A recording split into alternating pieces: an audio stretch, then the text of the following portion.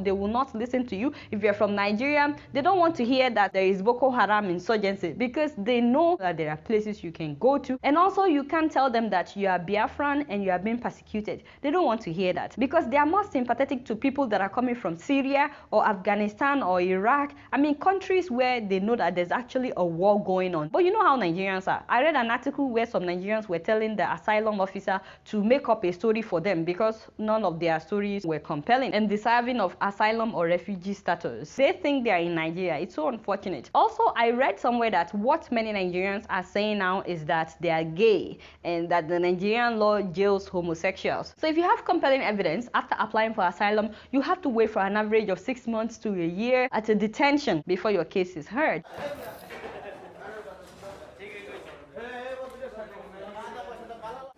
30 or 35 people inside this room. We are from the same camp.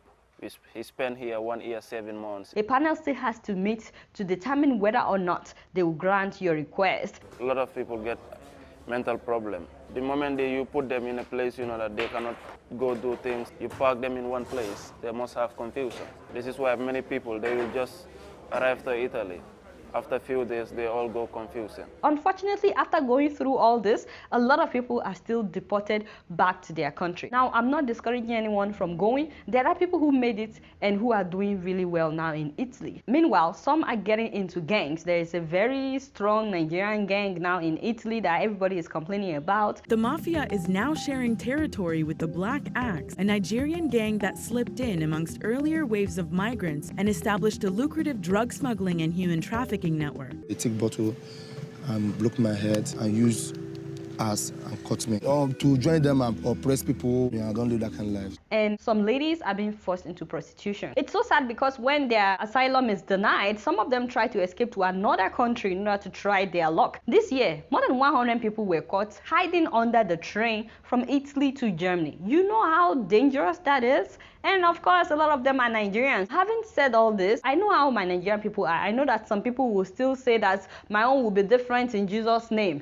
I have a praying mother. No, please, no. Jesus is not the one telling you to enter another country illegally. Please, ladies and gentlemen, despite the failure of our government, please stop risking your lives. Apply for a visa. If one country doesn't give you, another one may give you, but you would never know. Now, having said that, I strongly condemn what's happening in Libya, how people are being sold as slaves due to the failure of African leaders. So several African organizations in the US are preparing for a protest, a rally in DC on December 12th. Please try to make it if you're able, and it will start at the Libyan embassy to tell Libya to stop selling Black Africans as slaves and to also release all the migrants that are in Libya right now and let them go home safely. The protest will end at the State Department. So if you can make it, please try to make it. It's not a Nigerian thing or an Ethiopian thing. It's the whole of Africa coming together in Washington, D.C. in one voice to say no to slavery. You guys know I don't know much. Guess what? I'm just giving it.